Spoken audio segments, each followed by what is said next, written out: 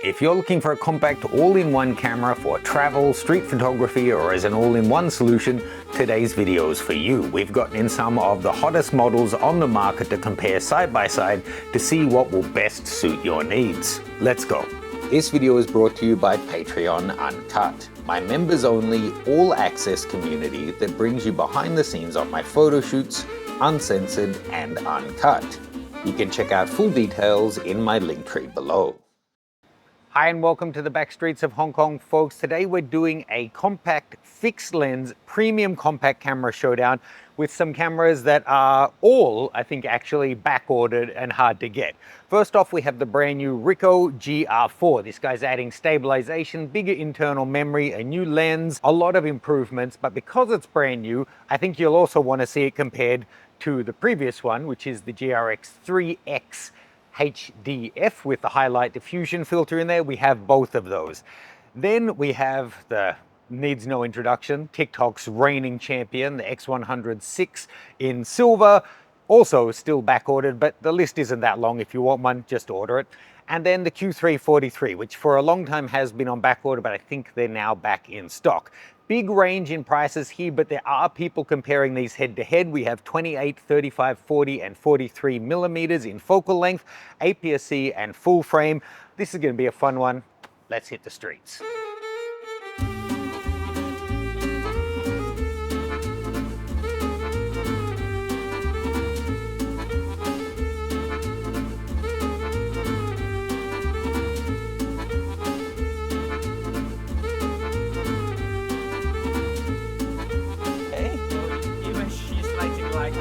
Yeah, oh, I like it. You have good taste.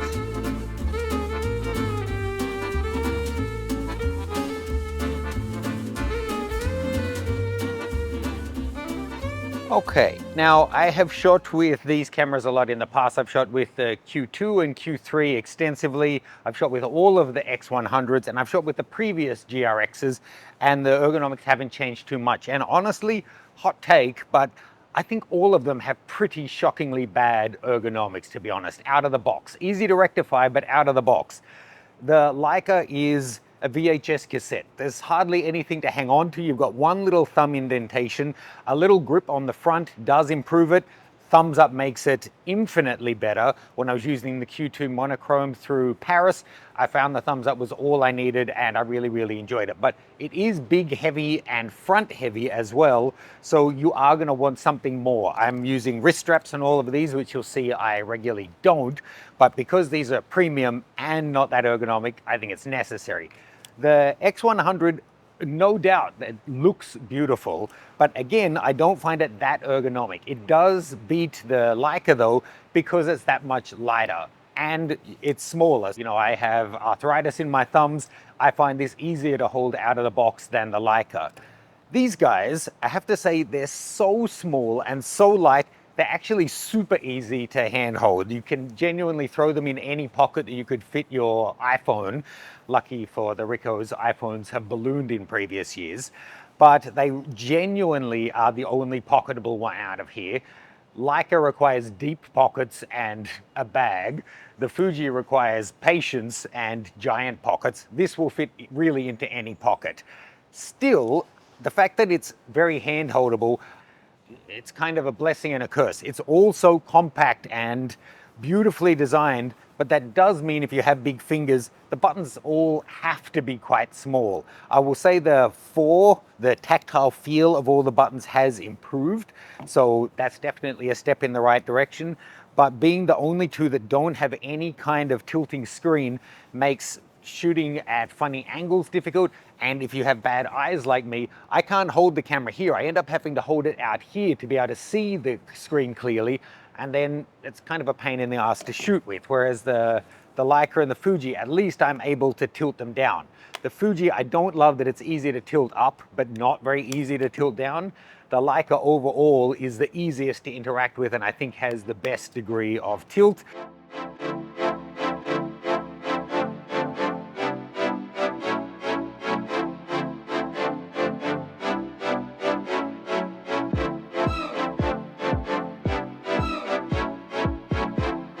Alright folks, now we've come to the famous monster building in Hong Kong. This is one of the touristy places people come to take photos.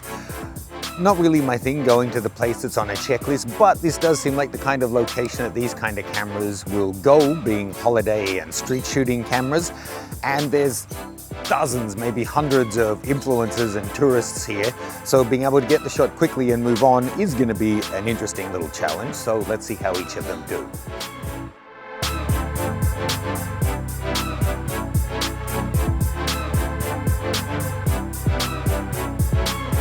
So price no object, I would go with the Leica personally, but price is an object. But let's still start out with the positive. The 60 megapixel sensor on this guy and the full frame sensor sets this out from the rest of the group that are only APS-Cs. And that extra resolution gives you some cool framing options. So with this, you can hit a button and then it's giving you all these different focal lengths. That's 90mm, 120, 150. So we can go all the way in and get a shot that we just couldn't get on the other cameras and still have a usable resolution.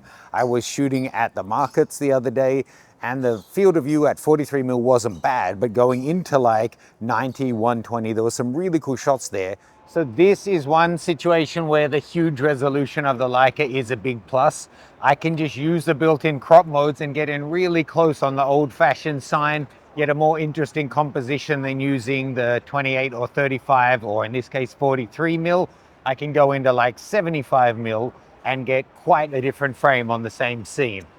I could do that with the others in post, but I'd be ending up with such a small file because I'm starting out at lower res. The lens itself is fantastic. We already had a 28 1.7 that was great on the original. This is the 43 variant, so it's a 43mm f2.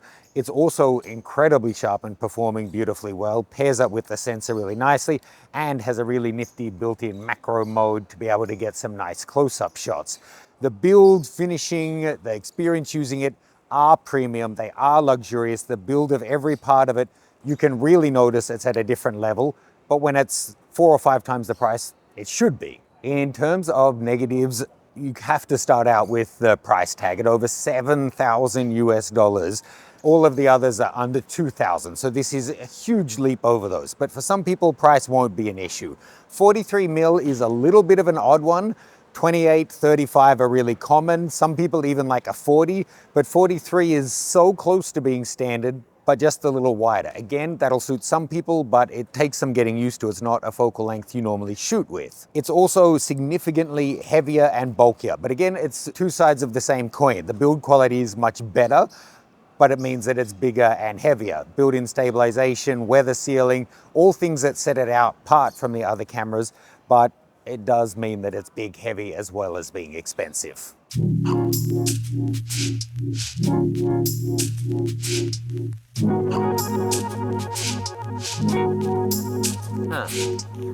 I mean, I guess I shouldn't be surprised. When you boil it down, for a lot of people who buy Leica, I think anyway, it's more about the shooting process and enjoyment than it is about the results. A lot of people don't edit their shots.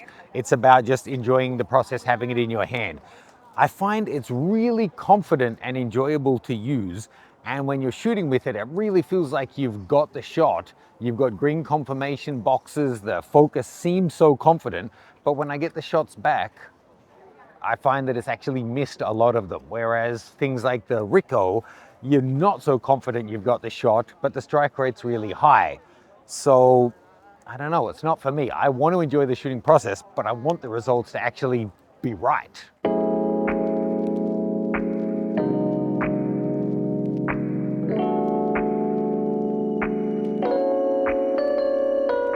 So looking at the Fuji X100VI, the things that I love about it and that you're likely to love.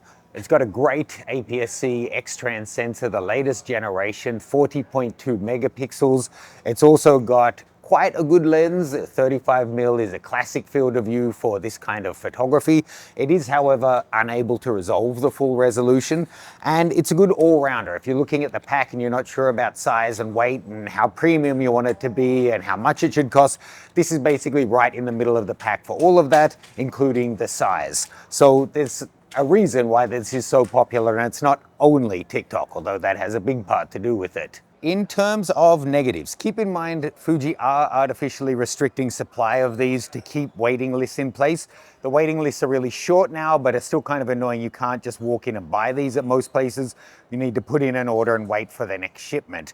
Also, whilst this definitely brings some upgrades over the Mark V, a lot of people, myself included, feel that the price jump was not really commensurate with the features upgrade. These have gotten to be quite expensive. And whilst I said it's a good all-rounder, that it does mean it's going to suit a lot of people, it's also in a slightly awkward midpoint as well. It's not pocketable like the Ricoh, and it's not luxurious and kind of sturdy like the Leica is. So for some people, it's going to feel maybe like a compromise in every regard.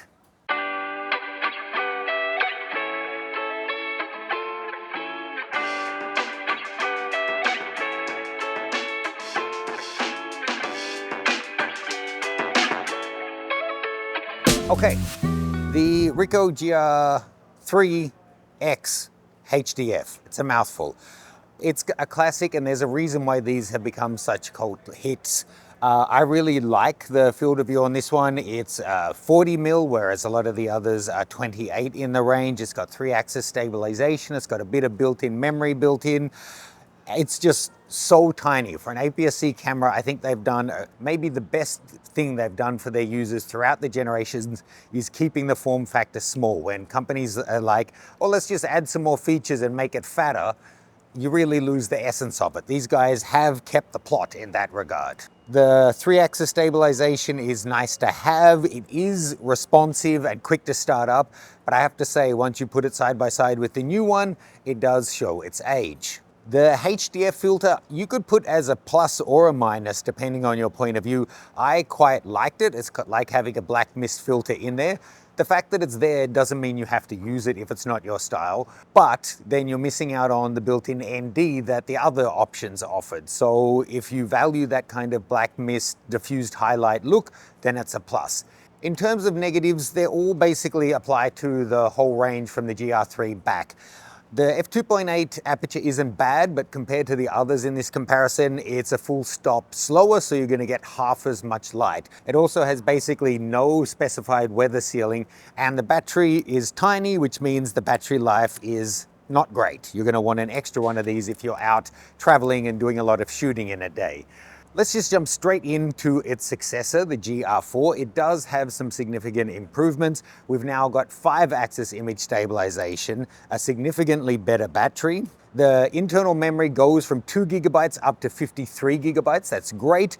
At the price of you're losing the full SD card and going to micro, but 53 gig is probably enough for most people for a good day of shooting, and a lot of these cameras only have one media format, so at least having some backup is a positive. It's back to the 28mm field of view, it's got a brand new sensor, brand new processor, and it is overall snappier. The autofocus picks up people and focuses through distractions a lot more reliably than the GR IIIx was. Still, the form factor is tiny. Any pocket you have, you can throw this in and it's not going to weigh you down for a day. That's what this series is all about, so that's a big positive. Negatives, I have to say, again, like all the other cameras in this comparison, they just got so expensive. You can pick up a GR IIIx for like under $1,000 US now. This guy's $1,500. That's a huge leap for what aren't really that substantial improvements. Well, they are substantial, but for a lot of people, I don't think they're going to make a practical difference. If for you they do, great, but a lot of people don't care about the extra stabilization and the extra couple of megapixels. And going back to 28mm is going to disappoint some people if they got used to 40mm. Personally, it's a win for me, but overall, I think there are really some great upgrades here, but not enough to justify that 50% price hike.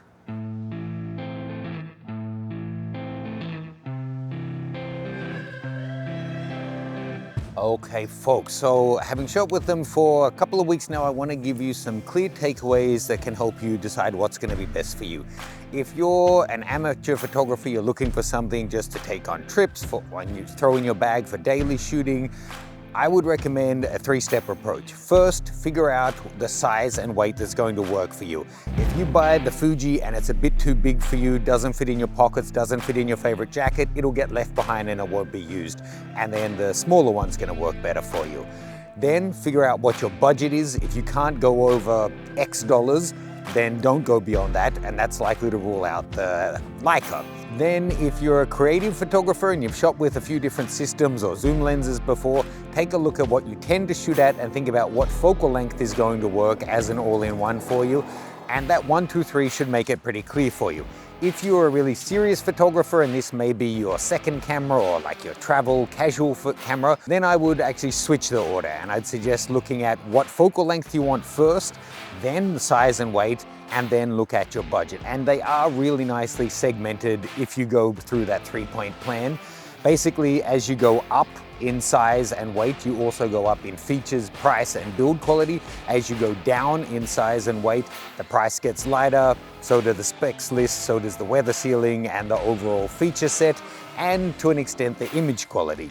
So I think that makes it fairly straightforward. Figure out which you need on each of those 3 criteria, and that will make it easy for you to choose because they are all great cameras. They're just at vastly different sizes and price points.